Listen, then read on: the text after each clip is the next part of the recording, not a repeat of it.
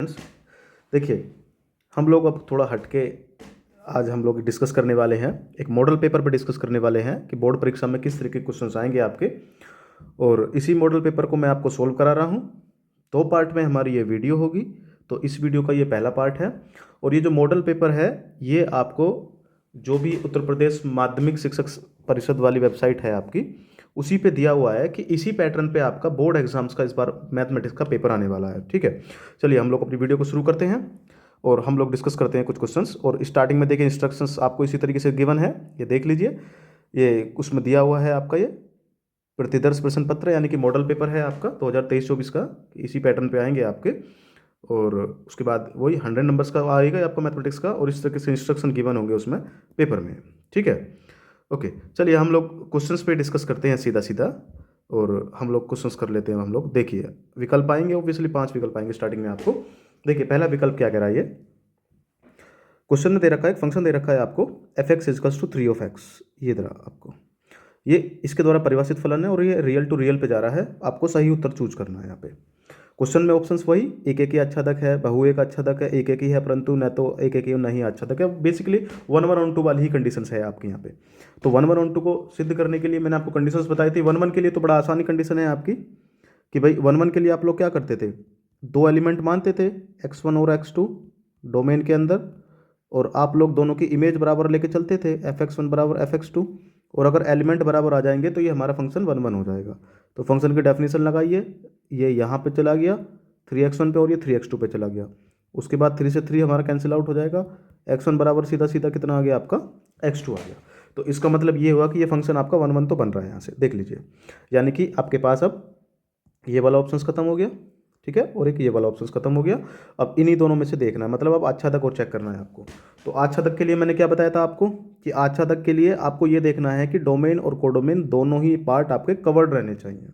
ठीक, तो इसको थोड़ा स्पेशल में देखने के लिए मैंने आपको बोला था कि आप लोग क्या करेंगे यहाँ पे आच्छादक देखने के लिए, एफ एक्स को वाई के बराबर मानेंगे, और यहाँ से एफ एक्स की वैल्यू है 3x बराबर में क्या है आपका वाई, तो x की वैल्यू निकालेंगे y के रूप में। आपको याद होगा मैंने कुछ समय पहले एक वीडियो बनाई थी 1 1 on 2 के बारे में, हमने स्पेशली डिस्कस किया था उसमें। तो x बराबर y/3, ऑब्वियसली ये रियल का पार्ट ही आएगा। और उसके बाद आपको इसकी इमेज चेक करनी है एफ ऑफ एक्स की, यानी कि एफ ऑफ एक्स की वैल्यू है आपकी y/3। तो अब फंक्शंस क्या कर रहा है, 3 गुने पे भेज रहा है, तो ये इसके 3 गुने पे भेज देगा, यानी कि y/3। तो 3 से 3 कैंसिल, कितना आ गया आपका y। आप यहाँ पे y को लेकर चले थे कि y फंक्शंस नहीं है, किसी भी एलिमेंट की इमेज नहीं है, लेकिन आपको एक y एलिमेंट्स के लिए y/3 डोमेन के अंदर मिल जाएगा, जिसकी इमेज बन जाएगा, यानी कि फंक्शन आपका आच्छादक भी हो जाएगा। तो इसलिए ये इसका ऑप्शंस क्या हो गया आपका, ऑप्शन नंबर 1 हो गया कि फंक्शन जो गिवन है आपका वो एक एक भी है और आच्छादक भी है। ठीक है, ये हो गया। लेकिन अब इसमें थोड़ा स्पेशल ध्यान देना है आपको, मैं आपको बता दे रहा हूँ थोड़ा सा क्वेश्चन आपको कैसे घुमा सकता है। यहाँ पे डोमेन और रेंज वो थोड़ी बदल के दे सकता है। मान के चलिए कि फंक्शन आपका ये दे रखा है जेड टू जेड, जेड समझ गए होगे आप लोग, जेड का मतलब है आपको पूर्णांकों का समुच्चय, पूर्णांक है जेड यहाँ पे। तो अगर देखिए इस केस में ये देगा तो फंक्शन देखिए क्या कर रहा है, एलिमेंट्स को उसके 3 गुने पे भेज रहा है। तो 1 1 में तो इसको कोई दिक्कत होगी नहीं, क्योंकि 1 1 को तो दिखाने का तरीका यही है आपका। क्योंकि अगर आप यहाँ से कोई भी एलिमेंट लेंगे, आप एक्स लेंगे एलिमेंट यहाँ पे, तो उसकी जब आप यहाँ पे इमेज देखेंगे तो यहाँ पे इमेज क्या जाएगी उसकी 3x जाएगी, यानी कि फंक्शंस जो भी आपका x है उसको तिगुने पे भेजेगा। यानी कि यहाँ भी कोई भी अगर आप कोई भी इंटीजर लेंगे, इंटीजर यहाँ पे उसी के तिगुने इंटीजर पे भेजेगा। ठीक है, मतलब कुल मिला के कहने का बेसिकली मतलब ये है कि यहाँ भी कोई आप इंटीजर लेंगे तो उसकी प्रीमेज आपको एक ही मिलेगी, मतलब सिंगल एलिमेंट ही मिलेगा उसको प्रीमेज के रूप में। तो 1 1 बन जाएगा, 1 1 में दिक्कत नहीं है। लेकिन बात आती है ऑन टू की, आच्छादक की। आच्छादक के केस में अगर आप y कंसीडर करेंगे कोई भी z से, यानी कि कोई भी अपनी मर्जी से एक मान के चलिए कि आप इंटीजर लेंगे, m ले लिया आपने z से, आपको ये देखना है कि इस m के लिए क्या डोमेन के अंदर कोई मेंबर मिलेगा जिसकी ये m इमेज बनेगा। तो उसके लिए जैसे आप फंक्शंस की वैल्यू अप्लाई करेंगे तो ये m को यहाँ पे यानी कि x ही मान लीजिए, आपको तो x ही ढूंढना है आच्छादक के लिए। तो 3x बराबर आपका यहाँ पे m हो जाएगा, और x बराबर कितना हो जाएगा m/3। अब देखिए m यहाँ पे कोई भी इंटीजर था आपका, और ये m/3 है। आप मुझे ये बताइए सोच के कि क्या m/3 भी हमेशा इंटीजर होगा, यानी कि क्या ये हमेशा डोमेन का मेंबर बनेगा, ये क्वेश्चन है आपका, और वहीं से आपका आंसर मिल जाएगा ये। ठीक है, तो ध्यान रखना है कि आपको ये डोमेन और कोडोमेन क्या गिवन है, इसी के अनुसार। जरूरी नहीं है कि मल्टीपल वाला फंक्शंस आपका 1 1 on 2 हमेशा हो, वो डिपेंड करेगा कि डोमेन रेंज आपको क्या दे रखे हैं। ठीक है, चलिए आगे चलते हैं हम दूसरे क्वेश्चन पे। दूसरे क्वेश्चन में देखिए क्या कह रहा है ये, रिलेशन वाला क्वेश्चन है आपका। रिलेशन वाले क्वेश्चन में क्या कह रहा है ये, एक आपको एक रिलेशन दे रखा है आर, ठीक है, और ये रिलेशन आपको डिफाइंड है यहाँ पे, इस तरीके से डिफाइंड है, यानी कि आप वो एलिमेंट, यानी कि आप इसको ऐसे लिख सकते हैं A related B if and only if A बराबर बी माइनस टू, और जो बी की वैल्यू दे रखी है इसने वो 6 से बड़ी दे रखी है बी की वैल्यू इसने, यानी कि बी जो होगा हमेशा वो 6 से बड़ा होगा। तो इसको थोड़ा ध्यान से रखिए, और आपको ये देखना है कि इनमें से कौन सा मेंबर है जो इस यहाँ पे एलिमेंट से जो रिलेट करेंगे। पहली बात तो ये देख लीजिए कि दोनों के बीच में डिफरेंस है 2 का, यानी कि जो पहला वाला एलिमेंट है, यानी कि जो ए वाला एलिमेंट है वो बी से 2 कम होगा, तो उसी के अनुसार अगर आप देखिए तो उसमें ये आपका आ सकता है, ठीक है, ये नहीं आ सकता, ये नहीं आ सकता, या फिर ये आ सकता है, 2 बचे। लेकिन उसके बाद उसने ये भी कंडीशन दे रखी ना कि बी की वैल्यू हमेशा 6 से बड़ी होनी चाहिए, यानी कि यहाँ जो आएगा दूसरा वाला मेंबर्स वो हमेशा 6 से बड़ा होना चाहिए, यानी कि ग्रेटर देन 6 होना चाहिए, जो बी आएगा यहाँ पे। अब 6 से बड़ा देख ली तो 4 है, तो ये तो 6 से छोटा हो जाएगा, तो इसका मतलब ऑप्शन क्या बचा आपके पास, 6 को माइनस ऑप्शन आ जाएगा, ठीक है। ये तो आसान क्वेश्चन है, और ऐसे क्वेश्चन एक्चुअल में पूछे जाते हैं, यूजुअली क्वेश्चन में आते हैं आपके ऐसे क्वेश्चन पेपर में आपके, ठीक है। अगला देखिए, डिफरेंट इंटीग्रेशन पे है आपका, इसमें आपको कोई दिक्कत होनी नहीं चाहिए, क्योंकि 2 फंक्शन दे रखे हैं, एक फंक्शन x है, दूसरा फंक्शन e की पावर x है, दोनों के प्रोडक्ट का है इंटीग्रेशन। और आप पता है जब आप लोग 2 फंक्शंस के प्रोडक्ट का इंटीग्रेशन करते हैं तो वहाँ हमेशा खंडा समाकलन ही लगाते हैं आप लोग, तो खंडा समाकलन का सूत्र लगा दीजिए, आई होप आपको याद होगा। फर्स्ट फंक्शन सेकंड फंक्शन कैसे मानेंगे, क्योंकि आपको दिख रहा होगा ये एक्सपोनेंशियल फंक्शन है, और ये जो x फंक्शन है आपका एल्जेब्रिक फंक्शन है, तो आपको सूत्र याद होगा ये वाला आइलेट वाला। तो आप इनमें देख लीजिए, एक्सपोनेंशियल ये है ना आपका ये वाला ई, तो ये तो सबसे लास्ट में, यानी कि इसको फर्स्ट फंक्शन माना जाएगा और यहाँ पे इसको सेकंड फंक्शन, और उसके अनुसार फॉर्मूला लगा दीजिए। फॉर्मूला क्या होता है, first function as it is, second का समाकलन माइनस फर्स्ट का अवकलन, और इनटू में सेकंड का समाकलन, और उसके बाद फिर इस ओवरऑल का समाकलन। तो जब आप इसको सोल्व करेंगे, एक्स ई की पावर एक्स का समाकलन ई की पावर एक्स सी, माइनस एक्स का अवकलन आपका 1 हो गया, ई की पावर एक्स का समाकलन ई की पावर एक्स सी, और उसके बाद फिर से समाकलन यही हो गया, तो यानी कि ई की power x into x minus 1, तो यानी कि आपका थर्ड ऑप्शन आ जाएगा इसमें, ठीक है। तो खंडा समाकलन पर डिपेंड था ये क्वेश्चन आपका 1 नंबर में। ओके, आगे चलते हैं नेक्स्ट में हम लोग फोर्थ पे। देखिए कोटि का क्वेश्चन आ गया आपका, कोटि और घात का, मैंने कहा था हमेशा आएगा जरूर एक क्वेश्चन। ये आपको अवकल समीकरण दे रखी है, इसकी आपसे कोटि पूछी है, कोटि का मतलब होता है इसका ऑर्डर, और घात अगर पूछता तो वो मतलब डिग्री होता है आपका। तो ऑर्डर का मतलब क्या था इसका, मैंने आपको बोला था कि जो आप ये देखिए कि जो भी डी बाई डी एक्स या फिर जो वाई के रेस्पेक्ट में एक्स का कितना मैक्सिमम अवकलन हो रहा है आपका, मतलब जो भी टर्म्स है आपके, यहाँ देखिए इसमें 1 टाइम अवकलन है इसका, और इसमें 2 टाइम अवकलन है। तो मैंने बोला था कि जो भी मैक्सिमम अवकलन रहेगा वही उसका ऑर्डर बनेगा। तो कितने टाइम अवकलन है यहाँ पे, 2 टाइम, तो इसलिए इसका ऑर्डर कितना हो गया, 2 आपका। और मैंने ये भी बोला था डिग्री अगर इसकी पूछी होती तो जो भी हाईएस्ट ऑर्डर डेरिवेटिव है आपका, जिससे आप ऑर्डर चेक कर रहे हो, उसी की घात देख लेनी है कितनी है, ठीक है, उसी की घात। जैसे यहाँ पे ए की घात है तो इसलिए इसकी डिग्री भी 1 हो जाती है यहाँ पे, ठीक है, डिग्री भी अक्सर पूछ सकता है आपसे। ओके, नेक्स्ट में चलें, क्वेश्चन नंबर 5 देखते हैं। 5 में देखिए क्या कह रहा है हमसे, ये वेक्टर का क्वेश्चन दे रखा है आपको, 2 वेक्टर दे रखे हैं, पहला वेक्टर ये है, दूसरा वेक्टर ये है, और दोनों ना परस्पर लंब दे रखे हैं, यानी कि एक दूसरे के परपेंडिकुलर हैं। तो आपको लैम्डा की वैल्यू फाइंड आउट करनी है। तो परपेंडिकुलर वाले केस में आपको याद होगा, मैंने बताया था आपको कि जब 2 वेक्टर्स परपेंडिकुलर, उसकी स्पेशली कंडीशन मैंने बताई थी कि 2 वेक्टर परपेंडिकुलर अगर दिखाना हो आपको, तो आप हमेशा ध्यान रखना कि दोनों फंक्शंस का, दोनों वेक्टर्स का डॉट प्रोडक्ट आपका हमेशा 0 होगा। और डॉट प्रोडक्ट आपको आता होगा, डॉट प्रोडक्ट में आपको मैंने बताया था कि आई का आई के साथ बच जाएगा, बाकी सभी के साथ खत्म हो जाएगा। तो इसका मतलब डॉट प्रोडक्ट में आपको केवल आई के कोफिशिएंट की आई के कोफिशिएंट के साथ आई कैप के, जे कैप के कोफिशिएंट की जे कैप के साथ, और के कैप के कोफिशिएंट की के कैप के साथ ही मल्टीप्लाई करनी पड़ती है आपको, ठीक है। तो उसी के अनुसार ए डॉट बी बराबर 0 होगा, तो ए ये है आपका, तो मल्टीप्लाई करेंगे आप आई कैप के आई कैप के साथ, तो 2 की मल्टीप्लाई 1 के साथ होगी, तो केवल 2 आ गया आपका।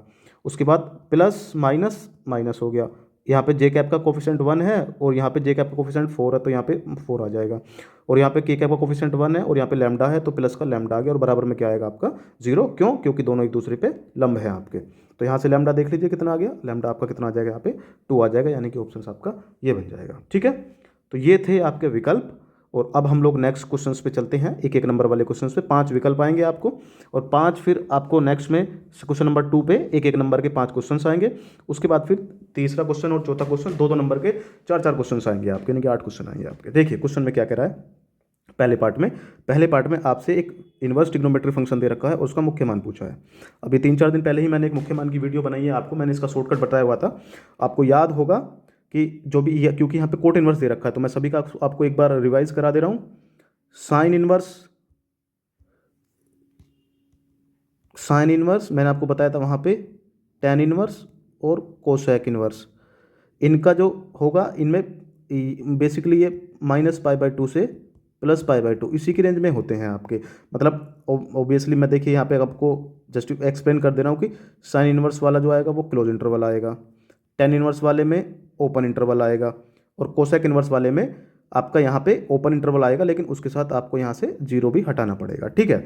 और उसी के बाद बाकी तीन जो थे आपके, एक था कोस इनवर्स, एक था आपका कोट इनवर्स, और एक था आपका सेक इनवर्स। मैंने ये बोला था कि ये तीनों जो रहते हैं इनका रहता है जीरो से लेके पाई, ठीक है। फिर से वही कोस इनवर्स जो रहेगा वो क्लोज इंटरवल रहेगा 0 to π, कोट इनवर्स जो रहेगा 0 to π ओपन इंटरवल रहेगा, और सेक इनवर्स रहेगा 0 to π रहेगा लेकिन ओपन इंटरवल, लेकिन इसमें से π/2 आपको हटा दिया जाएगा, आपको मैंने बताया था वहाँ पे। तो अब माइनस वाली कंडीशन भी मैंने आपको बताई थी कि अगर इनमें माइनस आ रहा है तो साइन इनवर्स, टेन इनवर्स और कोसेक इनवर्स में तो माइनस एज इट इज़ बाहर आ जाएगा इनवर्स से, और अगर आपका कोस इनवर्स और कोट इनवर्स और सेक इनवर्स में माइनस है तो मैंने आपको बोला था, ये वाला सूत्र बताया था, मैं कोट इनवर्स के लिए बता दे रहा हूँ। कोट इनवर्स ऑफ -x जो होगा वो pi minus cot inverse plus x होगा। तो यहाँ देखिए पाई माइनस कोट इनवर्स, यहाँ पे कोट इनवर्स -1/√3 है, तो माइनस की वजह से तो पाई माइनस हो जाएगा, और उसके बाद केवल प्लस का 1/√3 बचेगा।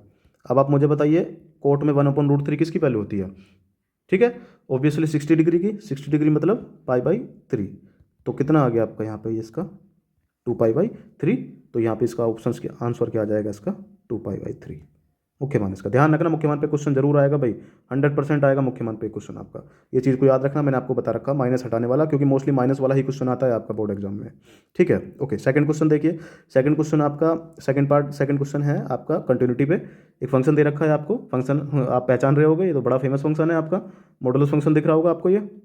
इसको आपको सतत दिखाना है x = 0 पे, क्योंकि आप, मैंने इसकी डेफिनेशन भी एक्सप्लेन करी थी आपको कि एक पीसवाइज फंक्शन होता है, दो तरीके से डेफिनेशन रखता है कि अगर x पॉजिटिव ले रहे हो आप लोग तो उस केस में केवल एज इट इज x आ जाता है, और अगर आप x को नेगेटिव ले रहे हो आप, यानी कि नेगेटिव पार्ट में, ये -(x) डेफिनेशन देता है। और शायद आपको याद भी होगा इसका ग्राफ मैंने आपको बताया था, वी शेप का होता है, इस तरीके से इसका ग्राफ होता है, और ये हर एक पॉइंट पे कंटिन्यूस फंक्शन होता है आपका, ये रहा। तो आपको क्योंकि जीरो पे अपनी वो चेंज करता है डायरेक्शन, तो इसीलिए जीरो पे ही अक्सर पूछा जाता है आपका सतत का, होता है हमेशा सतत ही, लेकिन आपको दिखाना है। तो दिखाने के लिए मैंने आपको बताया था, देखिए दो तरीके बता रहा हूँ मैं आपको बोर्ड एग्जाम के लिए। या तो आप चाहो तो इसका ग्राफ बना के, अगर मतलब मान के चलिए आपके पास समय नहीं है मैथमेटिकली इसको दिखाने के लिए, तो आप इसका ग्राफ बना सकते हैं वहाँ पर इसी तरीके से। इसका ग्राफ बता देना कि ये फंक्शन है आपका मॉडुलस फंक्शन, इसका मोड ऑफ एक्स का ग्राफ है ये। अब चूंकि ये किसी भी पॉइंट पर ब्रेक नहीं, जीरो पे ये रहा आपका, जीरो पे लेफ्ट पे ये रहा और राइट पे ये रहा, मतलब दोनों तरफ से आपकी जो लिमिट है वो जीरो ही दिख रही है, और फंक्शन की वैल्यू भी जीरो पे जीरो ही है, तो इसका मतलब फंक्शन आपका ये सतत हो जाएगा। तो इसको आप ग्राफ की मदद से भी दिखा सकते हैं, मतलब समय बचाने के लिए थोड़ा सा इंपैक्ट पड़ेगा एग्जामिनर के माइंड पे, इस चीज़ का इंपैक्ट पड़ता है आपको, ठीक है। ग्राफिकली थोड़ा सा अगर जितना ज़्यादा हो जाए उतना कोशिश कर लेना ग्राफिकल दिखाने की, ज़्यादा कम लिखना पड़े मैथमेटिकली, ठीक है। बाकी आपको मैथमेटिकल दिखाने का तरीका मैंने आपको बता ही रखा है कि आप वही LHL बराबर RHL बराबर फंक्शंस की वैल्यू एट दैट पॉइंट, ठीक है। इसी डेफिनेशन से आप लोग देखिए, आपको दिख रहा होगा यहाँ से RHL निकलेगा, क्योंकि जीरो के राइट वाले पॉइंट यानी कि जीरो के बड़े वाले पॉइंट यहाँ से आएंगे, LHL आपका यहाँ से निकलेगा, जीरो के लेफ्ट वाले पॉइंट। आप उस वीडियो को देख लेना, उसमें मैंने इसको एक्सप्लेन किया हुआ है पूरा अच्छी तरीके से, इसकी कंटिन्यूटी भी, ठीक है। ओके, नेक्स्ट क्वेश्चन देखिए। नेक्स्ट क्वेश्चन आपका अवकल समीकरण का दे रखा है, और फिर से वही कोटि और घात का सब क्वेश्चन दे रखा है आपको। देखिए थर्ड वाला, ये आपको एक समीकरण दे रखी है, इसकी आपको कोटि यानी कि डिग्री और घात यानी कि कोटि यानी कि ऑर्डर और घात यानी कि डिग्री बतानी है आपकी। तो जैसे मैंने अभी पीछे भी बताया था आपको, आप सबसे पहले ऑर्डर ढूंढिए उसका। ऑर्डर मतलब जो भी हाईएस्ट टाइम डेरिवेटिव हो रहा होगा। ये देखिए, ये केवल एक बार है डेरिवेटिव, ये भी एक बार है डेरिवेटिव, लेकिन ये दो बार है डेरिवेटिव। तो जितनी बार मैक्सिमम डेरिवेटिव होता है, तो इसलिए इसका ऑर्डर जो बन जाएगा यहाँ पे, ऑर्डर बन जाएगा 2। और डिग्री मैंने आपको बताई थी उसी टर्म्स की, यानी कि जो सबसे ज़्यादा बार डेरिवेटिव है उसी की घात देखनी है कितनी है। तो आपको इसलिए दिख रहा होगा, आपको एक ही घात है इसकी। अब आप इससे कंफ्यूज मत हो जाना, घात इसकी दो है, लेकिन आपको घात जो देखनी होती है पूरे इक्वेशन की डिग्री के लिए, वो हाईएस्ट ऑर्डर डेरिवेटिव टर्म्स की देखनी होती है, जो कि ये है आपकी, और इसकी घात बनेगी यानी कि डिग्री बनेगी आपकी 1 यहाँ पे, ठीक है। तो ये एक नंबर का क्वेश्चन था आपका, ठीक है। नेक्स्ट क्वेश्चन देखिए। नेक्स्ट क्वेश्चन आपका 3D से है। इसमें आपको दो पॉइंट दे रखे हैं, और उन दो पॉइंट्स को ज्वाइन करने वाली लाइंस के दिक् कोसाइन बताने हैं आपको। दिक् कोसाइन और दिक् कोजाइन और दिक् अनुपात मैंने बड़े अच्छे से एक्सप्लेन किया था क्लास में भी आपको, ठीक है। और मैं बता दे रहा हूँ फिर भी, मान के चलिए कि इन जनरल फॉर्मूला बता दे रहा हूँ मैं आपको। अगर 2 पॉइंट लिए मैंने x1 y1 और z1, दूसरा पॉइंट है आपका x2 y2 और z2। देखिए 3D में दिक् कोसाइन का मतलब वही है जो कि 2D में प्रवणता आप लोग जैसे ज्ञात करते हैं। तो आपने जैसे प्रवणता का सूत्र पढ़ा होगा ना कि y2 माइनस y1 बटे x2 माइनस x1, तो ये तो 2D में था, लेकिन चूंकि 3D में आपके 3 डायरेक्शंस होती हैं आपकी, तो उसी लिए थोड़ा सा इसको जनरलाइज कर देते हैं। 3D के लिए हम लोग डायरेक्ट 3D के लिए दिक् कोसाइन ना निकाल के हम सबसे पहले निकालते हैं दिक् अनुपात, ठीक है, जिनको हम लोग ए बी और सी रिप्लेस करते हैं। दिक् अनुपात ए होता है आपका एक्स एक्स की डायरेक्शन में, तो x2 माइनस x1 बन जाएगा वो 2 पॉइंट्स के लिए, जो अगर 2 पॉइंट ज्वाइन हो रहे हो लाइन से, ये ए मान लिया ये बी मान लिया, और बी जो बन जाएगा वो बनेगा y2 माइनस y1 और सी बनेगा z2 माइनस z1। जैसे ही ये ए बी सी निकले आपके, उसके बाद आपको निकालने होते हैं दिक् कोसाइन, यानी कि डायरेक्शंस कोसाइंस, डीसीज बोलते हैं इसको हम लोग शॉर्ट फॉर्म में। और एल एम और एन ये 3 रहते हैं आपके। तो आप लोग क्या करेंगे, सबसे पहले ए बी सी निकाल लेंगे, यानी कि दिक् अनुपात निकाल लेंगे। उसके बाद आप निकालेंगे ये A square plus B square plus C square, तीनों का ये। और उसके बाद जैसे ही आप लोग ये निकाल लेंगे, आपको फिर डायरेक्ट दिक् कोसाइन निकल जाएंगे। एल जो दिक् कोसाइन रहेगा वो ये रहेगा A upon under root A square plus B square plus C square, यानी कि ऑब्वियसली दोनों के इनके ए बी निकालेंगे बीच बीच की डिस्टेंस। उसके बाद जो एम रहेगा आपका वो रहेगा ये बी अपॉन अंडर रूट, या फिर मैं ये नहीं लिख रहा हूँ, इनके बीच की जो दूरी है उसी को लिख दे रहा हूँ मैं ए बी, और एन जो रहेगा वो सी बटे ए बी रहेगा। अब आप देख लो यहाँ से इसी चीज़ को यूज़ करके, यहाँ पे ये आपका दे रखा है x1, ये y1 और ये z1, ये आपका x2, ये आपका y2 और ये आपका z2, ठीक है। तो यहाँ पे जैसे ही आप लोग देखेंगे ये a निकालेंगे, x2 माइनस x1 करेंगे तो 1 माइनस ऑफ -2, तो यानी कि 3 बन जाएगा। b जब आप निकालेंगे तो y2 माइनस y1 यानी कि -2 बन जाएगा। और जब आप c निकालेंगे यहाँ पे 3 माइनस 5, तो यानी कि प्लस का 8 बन जाएगा। और जब आप a b निकालेंगे तो ये अंडर रूट 3 का स्क्वायर 9 हो गया, -2 का स्क्वायर प्लस 4 हो गया, और 8 का स्क्वायर 64 हो गया। तो बेसिकली कितना आ गया, अंडर रूट 73 आ गया, नोट नहीं सॉरी 73 नहीं आएगा, ये आएगा आपका स्क्वायर रूट ऑफ 77, ठीक है। 77 कोई होता नहीं है आपका स्क्वायर रूट, परफेक्ट स्क्वायर होता नहीं है। तो बेसिकली एल बराबर आएगा आपका ए की वैल्यू कितनी थी 3, तो एल बराबर आ जाएगा 3 अपॉन अंडर रूट 77। बी बराबर एम बराबर आएगा आपका बी की वैल्यू थी -2 अपॉन अंडर रूट 77, और आपका एन बराबर आएगा सी यानी कि 8 अपॉन में अंडर रूट 77, ठीक है। तो ये हैं आपके दिक् कोसाइंस इस लाइन के, ठीक है। 2 पॉइंट्स को ज्वाइन करने वाली लाइन के दिक् कोसाइन है ये, इस तरीके से डिफरेंस करके हम लोग निकालते हैं, ठीक है। कैलकुलेशन देख लेना आप लोग। चलिए आगे नेक्स्ट क्वेश्चन पे चलते हैं हम लोग। नेक्स्ट क्वेश्चन में देखिए क्या दे रखा है, प्रोबेबिलिटी का क्वेश्चन है आपका नेक्स्ट क्वेश्चन, प्रायिकता का। और प्रायिकता का भी कंडीशनल प्रोबेबिलिटी है आपके सिलेबस में, कंडीशनल प्रोबेबिलिटी है, बाइस थ्योरम है, टोटल प्रोबेबिलिटी है, और आपका इंडिपेंडेंट इवेंट्स है, ये है सिलेबस में आपकी। तो उसी से रिलेटेड क्वेश्चन दे रखा है आपको, ठीक है। एक से क्वेश्चन हमेशा आएगा, आता ही है हमेशा, और आएगा भी इस बार भी बोर्ड एग्जाम में, ठीक है। तो मैं आपको एक्सप्लेन कर दे रहा हूँ क्या है क्वेश्चन ये। देखिए आपको कोई इवेंट दे रखा है ए, उसकी प्रोबेबिलिटी दे रखी है होने की 7/13, बी के होने की प्रोबेबिलिटी दे रखी है 9/13, उनके इंटरसेक्शन की यानी कि कॉमन की प्रोबेबिलिटी दे रखी है 4/13। तो आपसे पी ए बाई बी पूछा है। पी ए बाई बी का मतलब होता है आपका probability of occurring A when B has already occurred, यानी कि बी के होने के बाद ए के होने की प्रायिकता आपको निकालनी है। मतलब ए की प्रायिकता जब बी पहले से घट चुकी हो आपकी, तो इसी को कंडीशनल प्रोबेबिलिटी कहते हैं। और इसका सूत्र होता है आपका, आपने देखा होगा कि प्रोबेबिलिटी ऑफ इंटरसेक्शन यानी कि ए इंटरसेक्शन बी बटे जो पहले घट चुकी है, बी घट चुकी है, तो प्रोबेबिलिटी ऑफ बी आ जाएगा नीचे आपका, ठीक है। तो सिंपल ये सूत्र होता है इसका। तो अब आपको दोनों चीज़ें दे ही रखी हैं, पी ए इंटरसेक्शन बी बराबर दे रखा है 4/13, और पी बी कितना दे रखा है, ध्यान रखना ये आपको कंफ्यूज करने के लिए दे रखा है आपका पी ए की वैल्यू, क्योंकि इसकी ज़रूरत नहीं पड़ेगी आपको प्रोबेबिलिटी निकालने में, पी ए बाई बी की, ठीक है। तो ये दे रखा है आपको 9/13, तो ये इससे कैंसिल आउट हो गया। तो बेसिकली कितना आ गया आपका 4/9, पी ए बाई बी की वैल्यू 4/9 हो गई, ठीक है। इस तरीके से हम लोग निकालेंगे, ध्यान रखना क्वेश्चन इंपॉर्टेंट है, आएगा इसी तरीके से क्वेश्चन पे बेस्ड आपको, ठीक है। ओके चलिए अब थर्ड क्वेश्चन पे चलते हैं हम लोग। थर्ड क्वेश्चन में देखिए, फर्स्ट पार्ट क्या दे रखा है थर्ड क्वेश्चन में। देखिए ये एक्चुअल में प्रैक्टिकल ही यूज है आपका रिलेशन का, प्रैक्टिकली क्वेश्चन बनता है यहाँ से इसी तरीके से, जिसमें नंबर पूछे जाते हैं आपके। ये फंक्शन में भी बनता है और रिलेशन में भी बनता है आपका। क्वेश्चन क्या दे रखा है देखिए, आपको एक ए दे रखा है 1,2, बी दे रखा है 3,4। ए और बी के बीच में ना संबंधों की संख्या आपको बतानी है, यानी कि टोटल नंबर ऑफ रिलेशन निकालने हैं आपको। तो देखिए मैं आपको जनरल फॉर्मूला बता दे रहा हूँ इसका। सबसे पहले देखिए, मान के चलिए कि ए एलिमेंट है, ए फंक्शन ए आपका कोई सेट है जिसके अंदर एम एलिमेंट दे रखे हैं, और बी दूसरा सेट है जिसके अंदर एन एलिमेंट दे रखे हैं। तो अब आप जैसे इनका क्रॉस प्रोडक्ट करेंगे, यानी कि ए क्रॉस बी निकालेंगे, कार्टेशियन प्रोडक्ट, तो देखिए इसका ये जो मैं आपको मॉडुलस टाइप लगा रहा हूँ, इसका मतलब होता है कार्डिनलिटी ऑफ ए, यानी कि ए और बी के नंबर ऑफ एलिमेंट्स हैं सेट के। तो इसका मतलब ये है कि ए क्रॉस बी के नंबर ऑफ एलिमेंट, तो जब हम ए क्रॉस बी में नंबर ऑफ एलिमेंट निकालते हैं, क्योंकि वो एक प्रकार का अरेंजमेंट ही होता है हमारा, ठीक है, तो उसमें दोनों के एलिमेंट आपस में प्रोडक्ट हो जाते हैं, यानी कि m बाई एन आ जाता है। अब बात आती है रिलेशन की, क्योंकि आपको रिलेशन की डेफिनेशन याद होगी। रिलेशन क्या होता है आपका?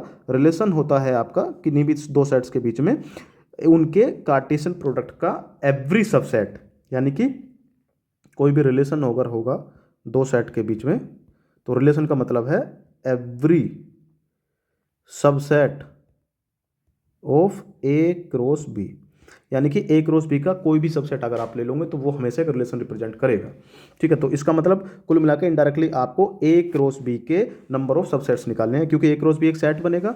तो आप टोटल अगर आपको रिलेशन निकालने हैं तो दो सेट्स के कार्टेशियन प्रोडक्ट के अंदर जितने एलिमेंट आ रहे हैं आप उनके टोटल सबसेट निकाल लीजिए। और आपने 11th में एक थ्योरम पढ़ी होगी कि अगर किसी भी सेट के अंदर मान के चलिए नंबर ऑफ एलिमेंट m है, तो उसके जो टोटल नंबर ऑफ सबसेट बनेंगे, एक सेट के टोटल नंबर ऑफ सबसेट वो बनेंगे 2 की पावर m। ये रहे आपको। तो अब आप इन दोनों रिजल्ट्स को कंबाइन कर लीजिए।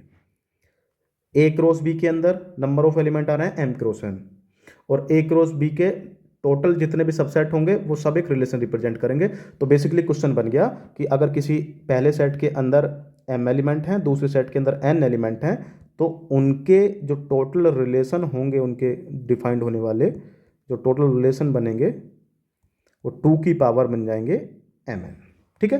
तो ये है जनरल फॉर्मूला टोटल रिलेशन निकालने का दो सेट्स के बीच में। अब आप यहाँ से देख लीजिए, अब आप इस पर अप्लाई कर सकते हैं। ए के अंदर कितने एलिमेंट हैं? 2, तो यहाँ m बराबर कितना हो गया यहाँ पे 2। बी के अंदर कितने एलिमेंट हैं?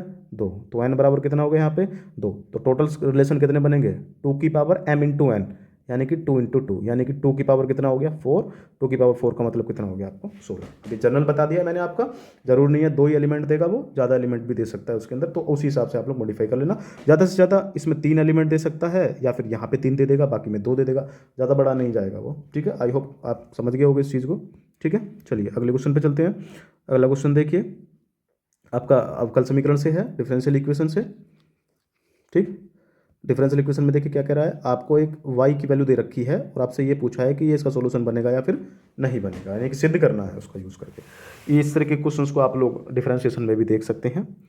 आपको दे रखा है ये सेकंड पार्ट है इसका, y बराबर a sin x plus b cos x, और आपको ये सिद्ध करना है। देखिए इस तरह के क्वेश्चंस करने के लिए आप लोग क्या करेंगे, मैं यहाँ पे नीचे कर दे रहा हूँ a sin x plus b cos x.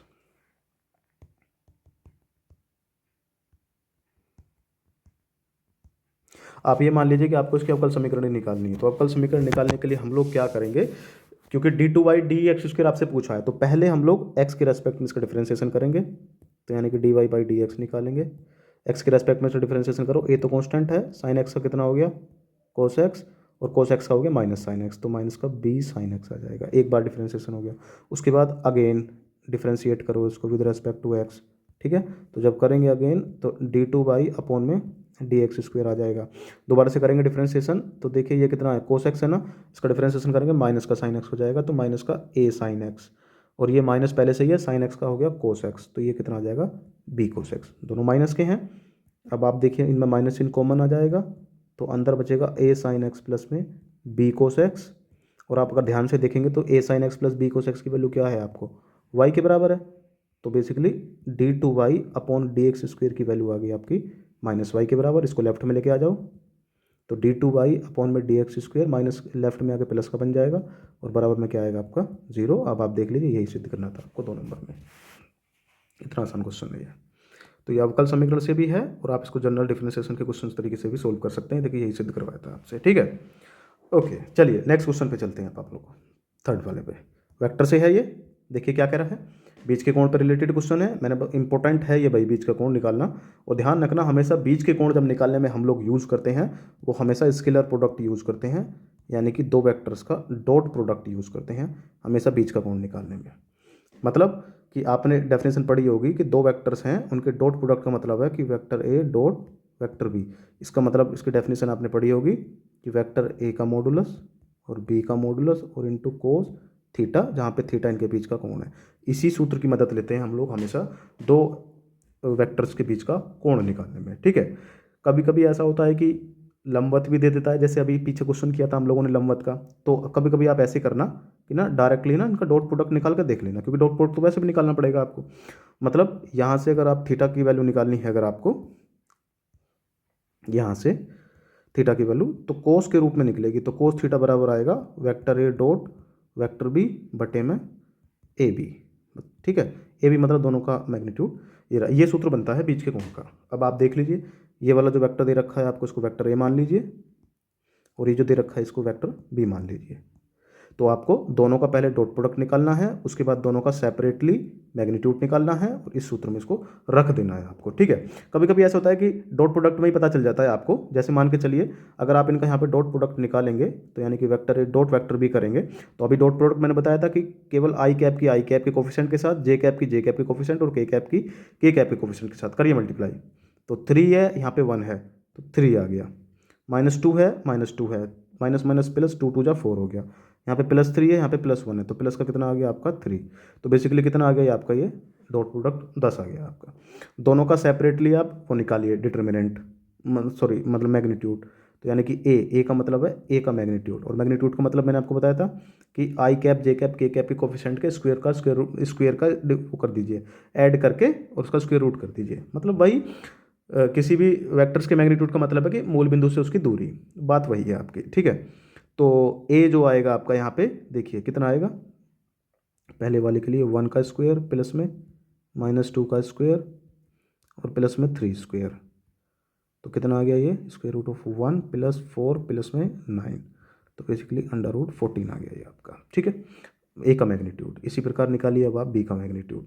B ये रहा आपको, तो जैसे ही आप बी मैग्नीट्यूड निकालेंगे तो अंडर ये 3 है ये 2 है ये 1 है, तो 3 का स्क्वायर प्लस में -2 का स्क्वायर प्लस में 1 का स्क्वायर, तो ये कितना आ गया आपका 9 + 4 प्लस में 1, तो ये भी कितना आ गया आपका √14 आ गया आपका, ठीक। दोनों की वैल्यू निकल गई। अब आप इनके बीच का एंगल्स मान लीजिए और उसके अनुसार इसको सूत्र लगा दीजिए, जो भी इनके बीच के एंगल्स का सूत्र आपने पढ़ा है अभी।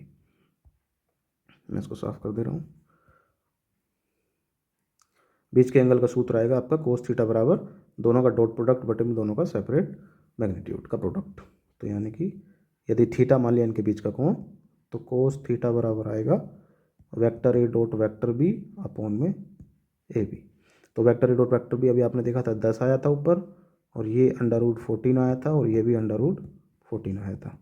तो 10/14 यानी कि 10/14, तो बेसिकली ये आ गया 5/7। अब आपको पता नहीं है 5/7 कोस में कितने की वैल्यू होती है, तो आप इसको इस तरीके से इन्वर्स के रूप में लिख के छोड़ सकते हैं, क्योंकि आपको पता है कि जो कोस इन्वर्स है वो -1 से +1 में डिफाइंड होता है, तो ये वही है आपका। तो आप इस तरीके से इसको छोड़ सकते हैं, ठीक है। तो ये है दो वेक्टर्स के बीच के कोण निकालने का सूत्र यही लगेगा मैक्सिमम केसेस में, ठीक है। चलिए आगे चलते हैं आप लोग। नेक्स्ट क्वेश्चन क्या दे रखा है देखिए, नेक्स्ट क्वेश्चन है रिलेटेड आपका मैट्रिक्स से, बेसिक क्वेश्चन दे रखा है आपको। ये आपको कॉलम मैट्रिक्स दे रखी हैं सारी, उन्हीं से संबंधित क्वेश्चन गिवन है। और इसमें जो कॉन्सेप्ट लग रहा है इसमें कि किसी भी मैट्रिक्स के साथ किसी स्केलर की मल्टीप्लाई वाला कॉन्सेप्ट लग रहा है, और दूसरा कि ये दो मैट्रिक्स इक्वल कब होती हैं वो वाला कॉन्सेप्ट लग रहा है, जब उनके कोरस्पोंडिंग एलिमेंट एक दूसरे के इक्वल होते हैं। ये वही कॉन्सेप्ट है आपका, ठीक है। देखिए इसमें ये कह रहा है आपका x की स्केलर की मल्टीप्लाई है इसके साथ प्लस y की मल्टीप्लाई इसके साथ है, बराबर में ये दे रखा है, तो आपको x और y के मान बताने हैं। तो देखिए जब आप किसी भी मैट्रिक्स में स्केलर से मल्टीप्लाई करेंगे तो उसकी मल्टीप्लाई सभी एलिमेंट्स में हो जाएगी आपकी। तो इसको जब आप लोग करेंगे तो ये बेसिकली बन जाएगा, ऊपर भी मल्टीप्लाई होगी और नीचे भी मल्टीप्लाई होगी, 2x और 3x। प्लस में जब आप इसकी मल्टीप्लाई करेंगे तो ये माइनस का y और नीचे प्लस का y, और बराबर में कितना है आपका 10 और यहाँ पे आपका 5। उसके बाद अब आप देखिए, जब मैट्रिक्स एडिशन क्या कहता है आपका, जब मैट्रिक्स में जब आप ऐड करेंगे तो कॉरस्पॉन्डिंग एलिमेंट जुड़ जाएंगे, तो ये इसके साथ जुड़ जाएगा और ये इसके साथ जुड़ जाएगा, नई मैट्रिक्स बन जाएगी। तो यानी कि 2x प्लस माइनस माइनस का y और 3x प्लस में y बराबर में है आपका 10 और यहाँ पे आपका 5। अब इधर भी एक मैट्रिक्स, इधर भी एक मैट्रिक्स, दो मैट्रिक्स होगी आपकी, दोनों एक दूसरे के बराबर हैं। तो दो मैट्रिक्स दो कब बराबर होती हैं, जब उनके कोरस्पोंडिंग एलिमेंट एक दूसरे के बराबर होते हैं। मतलब इन जनरल ये है कि अगर आपको दो मैट्रिक्स हैं, आपको ध्यान रखना सेम ऑर्डर होना चाहिए। m/n बराबर आपको दे रखा है Bij m/n, तो ये केवल तभी पॉसिबल है जब Aij बराबर Bij के हो for all i and j, यानी कि जो भी रो और कॉलम वाला एलिमेंट सेकंड मैट्रिक्स में भी उसी के बराबर होना चाहिए आपका। तो जैसे इसी कॉन्सेप्ट के थ्रू यहाँ पे आप कंपैरिजन करेंगे दोनों की, तो पहली तो क्या बनेगी, ये इसके बराबर आ जाएगा और ये वाला इसके बराबर आ जाएगा। तो 2x माइनस 5 इजिकल्स टू 10, ये फर्स्ट इक्वेशन बन जाएगी आपकी, एंड 3x प्लस का y इक्वल टू 5, ये सेकंड इक्वेशन बन गई। दोनों रेखिक इक्वेशन है, तो आपको हाई स्कूल में सोल्व करी है आप लोगों ने, दिख रहा है आपका, ये माइनस ऐड करने पे ये कट जाएगा आपका, तो ये 5x बन जाएगा और ये आपका 15। तो x बराबर 3 आ गया, x का मान इन दोनों में से किसी भी इक्वेशन में रिप्लेस कर दीजिए, y बराबर कितना आ जाएगा आपका माइनस का 4 आ जाएगा। ठीक है, इसमें रिप्लेस करिए x बराबर 3, तो ये प्लस का 9 बनेगा, इधर जाके माइनस का हो जाएगा, तो y की वैल्यू आपकी ये आ जाएगी, दोनों x और y की वैल्यू। ठीक, इस तरीके से क्वेश्चन हो गया ये आपका। ओके, ठीक है, नेक्स्ट में देखिए, अब नेक्स्ट क्वेश्चन जो दे रखा है आपको 4 मार्क्स का, इसमें आपको ये दिखाना है कि भाई नया कॉन्सेप्ट है यहाँ पे, एप्लीकेशन ऑफ डेरिवेटिव का क्वेश्चन है ये। इसमें आपको ये दिखाना है कि एक फंक्शंस को वर्धमान फलन दिखाना है। वर्धमान का मतलब याद होगा आपको, इंक्रीजिंग और डिक्रीजिंग फंक्शन है आपको।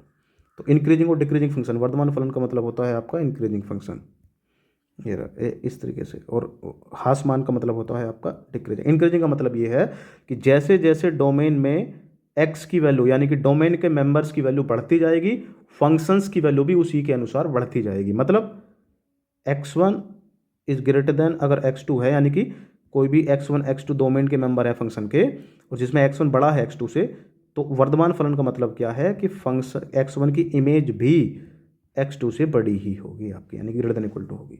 तो ये वर्धमान, ये फंक्शन होता है वर्धमान फलन, यानी कि increasing function.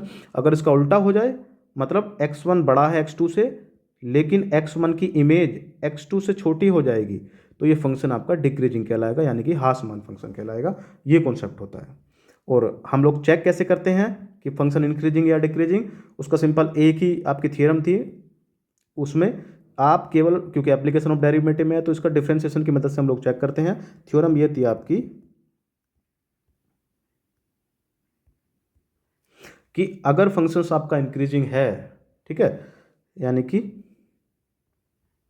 If f(x) is increasing, मतलब अगर f(x) इज इंक्रीजिंग, इफ नहीं आएगा, if f(x) is greater than equal to 0, not equal to but strictly greater than 0 for all x।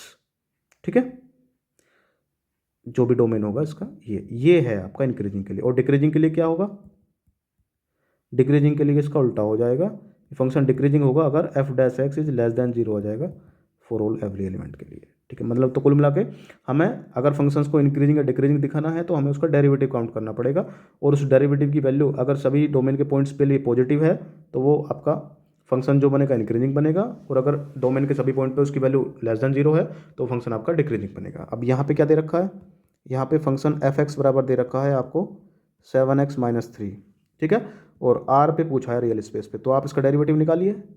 f(x) derivative कितना आएगा, केवल 7। आपको पता है कि ये हर एक r के लिए, मतलब ये हर एक x के लिए ग्रेटर देन 0 है, तो इसका मतलब फंक्शन क्या हो जाएगा आपका, इंक्रीजिंग हो जाएगा। ये रहा आपका बिल्कुल सिंपल फंक्शन था। देखिए 2 नंबर में क्वेश्चन है ये, केवल कॉन्सेप्ट याद करिए और 2 नंबर पक्के हो जाएंगे आपके। ठीक है, चलिए सेकंड पार्ट पे चलते हैं आप, क्वेश्चन 4 के सेकंड पार्ट पे। देखिए क्वेश्चन क्या कह रहा है ये सेकंड पार्ट पे, ये वेक्टर का क्वेश्चन दे रखा है आपको। दो सदिश दे रखे हैं आपको, vector A plus vector B, ये एक सदिश है आपका, मान के चलिए कि इसको मान लिया हमने वेक्टर एक्स, और ये दूसरा सदिश दे रखा है आपको vector A minus vector B, इसको मान लिया मैंने वेक्टर वाई। मतलब वेक्टर एक्स से दो वेक्टर्स का एडिशन है और वेक्टर वाई दो वेक्टर्स का सब्ट्रैक्शन है आपका। ये क्या दे रखा है, क्वेश्चन में कह रहा है कि इनमें से प्रत्येक के लंबवत मात्रक सदिश ज्ञात करना। ये तीन वर्ड दे रखे हैं। पहली बात कि आपको एक ऐसा सदिश यानी कि वेक्टर काउंट करना है जो इन दोनों पे लंबवत हो। दूसरा, वो मात्रक होना चाहिए। मात्रक सदिश का मतलब होता है, मात्रक सदिश का मतलब है कि ऐसा वेक्टर जिसका मैग्नीट्यूड 1 होता है आपका, वो मात्रक सदिश कहलाता है। और उसको आपने याद होगा एक कैप से हम उसको प्रदर्शित करते हैं, ये रहा। ठीक है, तो आपको ये करना है, दो वेक्टर दे रखे हैं ए प्लस बी, जहाँ पे ए ये रहा और बी ये रहा। तो पहले दोनों का ए प्लस बी करके एक्स वेक्टर एक्स निकाल लेंगे, फिर ए माइनस बी करके वेक्टर वाई निकाल लेंगे। इन दोनों पे लंबवत इकाई सदिश आपको ज्ञात करना है। और लंबवत इकाई सदिश के लिए हम लोग हमेशा क्रॉस प्रोडक्ट यूज करते हैं। मैं एक कॉन्सेप्ट बता दे रहा हूँ आपको, इस पर क्वेश्चन बनता ही है, इस पर भी हमेशा क्वेश्चन। सबसे पहले आप एक वेक्टर मानिए वेक्टर एक्स, जो कि vector A plus vector B बनेगा, और दूसरा मानिए वेक्टर वाई जो कि vector A minus vector B बनेगा। पहले ए और बी की मदद से यहाँ पे एक्स और वाई निकाल लीजिए आप। तो जब ए प्लस बी करेंगे तो आई कैप प्लस आई कैप, तो ये 2 आई कैप बन जाएगा। जे कैप प्लस 2 जे कैप, ये प्लस का 3 जे कैप बन जाएगा। और के कैप प्लस 3 के कैप, ये आपका प्लस का 4 के कैप बन जाएगा। ये तो वेक्टर एक्स आ गया है। इसी प्रकार वेक्टर वाई निकालिए, ए में से बी को घटाइए, तो आई कैप में से आई कैप जब घटाएंगे तो आई कैप तो खत्म हो जाएगा। जे कैप में से -2 जे कैप घटाएंगे तो माइनस का जे कैप बचेगा। प्लस का के कैप में से 3 के कैप घटाएंगे तो माइनस का 2 के कैप बचेगा आपका। तो ये आ गया। अब यहाँ पे आई कैप है नहीं, तो आई कैप को इस तरीके से हम लोग रिप्रेजेंट कर सकते हैं 0 इंटू आई कैप। ठीक है, गुणांक लेने के लिए। अब आपको एक्स और वाई पे लंबवत इकाई सदिश बताना है। तो पहले हम लोग लंबवत सदिश निकालेंगे, उसके बाद फिर उसका इकाई सदिश निकाल देंगे। क्योंकि अगर कोई सदिश आपको दे रखा है वेक्टर एक्स और आपको इसका इकाई सदिश निकालना है, इकाई सदिश का मतलब इसका कैप, तो आप उस वेक्टर में उसी वेक्टर के मैग्नीट्यूड से भाग कर दीजिए, तो आपका इकाई सदिश आ जाएगा। तो इकाई सदिश के बारे में, मात्रक सदिश के बारे में सोचने की कोई ज़रूरत नहीं है। सबसे पहले का सोचना है हमें लंबवत निकालना है। तो लंबवत के लिए आप एक चीज़ याद रख लीजिए, कभी भी दो वेक्टर्स का लंबवत सदिश निकालना हो तो वो हमेशा क्रॉस प्रोडक्ट की मदद से हम लोग निकालते हैं। क्योंकि आपने क्रॉस प्रोडक्ट की डेफिनेशन पढ़ी होगी, दो वेक्टर्स का क्रॉस प्रोडक्ट का मतलब होता है vector A cross vector B का मतलब होता है ए का मैग्नीट्यूड बी का मैग्नीट्यूड, इन दोनों के बीच के एंगल का साइन, और यहाँ पे एन कैप हो रहा था। जहाँ पे ये जो एन कैप था, ये एन कैप, ये था आपका एक यूनिट सदिश, यानी कि वेक्टर ए व वेक्टर बी पर लंबवत इकाई सदिश। ठीक है, इकाई सदिश। तो लंबवत निकालने के लिए हमेशा क्रॉस प्रोडक्ट ही करना पड़ेगा आपको। तो यहाँ पे जैसे हम लोग लंबवत निकालेंगे तो आपको बेसिकली निकालना है वेक्टर एक्स क्रॉस में वेक्टर वाई। और डॉट प्रोडक्ट तो जैसे मैंने अभी बताया था कि आई का आई के साथ, जे का जे के साथ, के का के साथ, लेकिन क्रॉस प्रोडक्ट में ऐसा नहीं होता है। क्रॉस प्रोडक्ट के बारे में आपको जब दो वेक्टर का क्रॉस प्रोडक्ट निकालना है तो हम उसमें मैट्रिक्स की मदद लेते हैं, और उसमें आपको याद होगा आई कैप जे कैप और के कैप। पहली रो में तो हम लोग यही लेते हैं। उसके बाद सेकंड रो में जो पहला वेक्टर है उसके गुणांक लेंगे, जैसे आई जे के, यानी कि जैसे इसमें 2 3 4 है। और जो वाई जो थर्ड रो है हमारी, उसमें जो भी दूसरा वेक्टर है वाई कैप, उसके गुणांक लेंगे आई जे के। तो 0 -1 -2। अब इसको डिटरमिनेंट को ओपन करिए, डिटरमिनेंट को फर्स्ट रो कह लोगे, एक्सपेंड कर दीजिए इसको, आई कैप इंटू, तो ये -6 हो जाएगा, और माइनस करेंगे तो प्लस का 4 हो जाएगा ये, तो -6 प्लस में 4। उसके बाद माइनस का जे कैप इंटू, ठीक, करिए मल्टीप्लाई। अब जब हम इसकी मल्टीप्लाई करेंगे यहाँ पे जे कैप की, तो इस बार ये खत्म हो जाएंगे। तो जब जे हम लोग जे कैप के साथ लेंगे तो 2 × 2 यानी कि -4 और प्लस का 0 हो जाएगा आपका, माइनस का 0 हो जाएगा। ठीक है, उसके बाद प्लस का के कैप लेंगे हम लोग, इस तरीके से ये खत्म, तो ये -2 माइनस का 0 हो जाएगा। तो ये कितना आ गया, -2 कैप और प्लस का 4 जे कैप और माइनस का 2 के कैप। ये एक्स क्रॉस वाई आ गया। यही वो वेक्टर है जो कि दोनों पे लंब है आपका। ठीक है, यानी कि अब इसको चलो नया नाम दे दिया मैंने, जेड नाम दे दिया। ठीक है, तो जेड वेक्टर आपका ये आ गया जो कि दोनों पे लंब है आपके। ये वाला वेक्टर वेक्टर एक्स व वेक्टर वाई पर लंब है, ध्यान रखना, क्रॉस प्रोडक्ट। अब आपको इसका यूनिट निकालना है, तो यूनिट का मतलब है जेड कैप। तो जेड कैप का मतलब है कि जो भी वेक्टर है आप उसके मैग्नीट्यूड से डिवाइड कर दीजिए। तो वेक्टर तो यही है, अब इसका मैग्नीट्यूड निकाल लीजिए यहाँ पे। मैग्नीट्यूड निकालने का तरीका वही स्क्वायर रूट, -2 का वर्क करेंगे तो +4 हो गया, +4 वर्क करेंगे तो 16 हो गया, और -2 का +4 हो गया, तो कितना आ गया बेसिकली √24 आ गया। 24 का मतलब कितना हो गया आपका, आपका हो गया ये 2√3, नहीं 2√3 नहीं 2√6 हो गया। तो अब आप 1/2√6 ले लीजिए, और यहाँ पे ये वेक्टर -2i +4j और -2k, यही है आपका एक मात्रक सदिश जो आपसे पूछा गया था। इस तरीके से निकालेंगे भाई। देखिए 2 नंबर में था, थोड़ा बड़ा क्वेश्चन है ये, लेकिन फिर भी ऐसे आ जाते हैं कभी कभी क्वेश्चन। ठीक है, आई होप आपको समझ में आ गया होगा। उसके बाद नेक्स्ट में दे रखा है, देखिए एक समांतर चतुर्भुज का क्षेत्रफल आपको निकालना है। 2 वेक्टर दे रखे हैं जिसकी संलग्न भुजाएं दे रखी हैं आपकी, ये रहा, एक ये है और दूसरा ये है। कॉन्सेप्ट बता दे रहा हूँ आपको। समांतर चतुर्भुज का क्षेत्रफल अगर आपको निकालना है जिसकी 2 संलग्न भुजाएं दे रखी हैं, वेक्टर ए वेक्टर बी, तो उसका जो क्षेत्रफल का सूत्र आएगा आपका वो आता है a क्रॉस b करके, और उसका मैग्नीट्यूड निकाल दीजिए, वही समांतर चतुर्भुज के क्षेत्रफल का सूत्र बनेगा आपका। और ए क्रॉस बी कैसे निकालेंगे, ए क्रॉस बी अभी मैंने क्रॉस प्रोडक्ट ये ऊपर निकाल के दिखाया है आपको। ये रहा, फर्स्ट रो में आई कैप जे कैप की कैप, सेकंड रो में फर्स्ट वेक्टर के कोफिशिएंट आएंगे, और थर्ड रो में सेकंड वेक्टर के कोफिशिएंट आएंगे। ठीक है, इस तरीके से हम लोग इसको निकाल के, और इसका सिर्फ मैग्नीट्यूड निकालना है आपको। ठीक है, ये आई होप ये इसको आप लोग कर सकते हैं, इसमें कोई दिक्कत नहीं है आपको। ठीक है, नेक्स्ट देखिए, नेक्स्ट में क्या दे रखा है। अब देखिए वीडियो थोड़ी लंबी होती जा रही है, अब क्या करें। तो इसी क्वेश्चन को हम लोग, एक लास्ट क्वेश्चन हमारा बचा हुआ है, फोर्थ पार्ट इसका, फोर्थ का, इसी को खत्म करके इसको, उसके बाद फिर हम सेकंड पार्ट में आपको मैं बाकी क्वेश्चंस का सोल्यूशन दे दूंगा आपको। ठीक है, क्योंकि अब उसके बाद 5-5 नंबर वाले क्वेश्चंस आएंगे तो वो लेंथ ही आएंगे, तो उनमें समय लगेगा करने के लिए। तो अभी हम लोग ये फोर्थ वाला कर लेते हैं, इसके बाद फिर हम लोग वीडियो को ख़त्म करेंगे नेक्स्ट वीडियो में। ठीक है, मैं आपको बाकी के बचे जो क्वेश्चन हैं आपके, इसमें इंपॉर्टेंट क्वेश्चन है आपके, आपको उन सबका सोल्यूशंस मैं प्रोवाइड करा दूंगा। ठीक है, देखिए क्वेश्चन क्या कह रहा है, ये प्रोबेबिलिटी का क्वेश्चन है आपका, प्रायिकता का क्वेश्चन दे रखा है इसमें। और प्रायिकता देखिए क्या दे रखा है, क्वेश्चन में कह रहा है आपसे 2 घटनाएं दे रखी हैं ए और बी, जिसमें ए के होने की प्रायिकता 1/2, यूनियन के होने की प्रायिकता 3/5, और बी के होने की प्रायिकता पी दे रखी है आपको। ठीक है, ये रहा। अब आपको पी का मान ज्ञात करना है यदि घटनाएं परस्पर कैसी हों, अपवर्जी हों, यानी कि इंडिपेंडेंट या म्यूचुअल एक्सक्लूसिव इवेंट हो। देखिए परस्पर अपवर्जी 2 घटनाओं के बारे में आपको बता दे रहा हूं। 2 घटनाएं मान के चलिए ए व बी। 2 कॉन्सेप्ट आएंगे इसमें। पहला कॉन्सेप्ट आएगा परस्पर अपवर्जी घटनाओं का। ठीक है, प्रोबेबिलिटी पे मैं एक डिटेल्ड वीडियो लेके आऊँगा आपको, ऐसी बात नहीं है, अभी 1-2 दिन में ही, जैसी छुट्टी रहेगी, कल की शायद छुट्टी है, तो उसके बाद फिर मैं एक डिटेल वीडियो प्रोबेबिलिटी पे 2-3 वीडियोज लेके आऊँगा ताकि आपका कॉन्सेप्ट क्लियर हो जाए। परस्पर अपवर्जी घटनाएं, परस्पर अपवर्जी घटनाओं का मतलब है कि 2 ऐसी घटनाएं जो कि कभी भी साथ साथ नहीं घट सकती आपकी, यानी कि अगर कोई सी एक घट जाएगी तो दूसरी फिर नहीं घटेगी आपकी। तो बेसिकली कहने का मतलब है कि दोनों के कॉमन में कोई भी एलिमेंट नहीं आएगा, यानी कि दोनों का इंटरसेक्शन 5 होगा, और जब दोनों का इंटरसेक्शन 5 है, कोई भी फेवरेबल आउटकम नहीं है आपका, तो दोनों के होने के, यानी कि इंटरसेक्शन की प्रोबेबिलिटी क्या हो जाएगी आपकी, 0। ये होती है परस्पर अपवर्जी घटनाएं। दूसरी होती हैं इंडिपेंडेंट इवेंट्स, यानी कि स्वतंत्र घटनाएं आपकी। स्वतंत्र घटनाएं का मतलब है कि 2 ऐसी घटनाएं जिनमें किसी एक का होना किसी दूसरे को प्रभावित नहीं करता है, वो स्वतंत्र घटनाएं कहलाती हैं आपकी। ठीक है, इसमें तो आपको दिख रहा था कि अगर एक होगी तो दूसरी कभी होगी नहीं परस्पर अपवर्जी में, लेकिन स्वतंत्र यानी कि इंडिपेंडेंट इवेंट, इसका मतलब ये है कि दोनों एक किसी, मतलब दोनों अगर साथ भी हो रही हैं तो दोनों में किसी एक का इम्पैक्ट किसी एक दूसरे पर नहीं पड़ेगा आपका। तो उसके लिए स्वतंत्र घटनाओं की कंडीशन ये है कि दोनों के इंटरसेक्शन की जो प्रायिकता होती है, दोनों की सेपरेट प्रायिकता के गुणनफल के बराबर होती है। ये है आपकी 2 इवेंट्स, ये परस्पर अपवर्जी और ये। इस क्वेश्चन में आपको ना परस्पर अपवर्जी घटनाएं दे रखा है। ठीक है, परस्पर अपवर्जी घटनाएं, और एक सूत्र और पढ़ लीजिए, प्रायिकता में आपने पढ़ा होगा, वही वेक्टर से निकल, उसी से निकल के आया है सेट थ्योरी से। Probability of A union B बराबर probability of A plus probability of B minus probability of A intersection B, ये है आपका।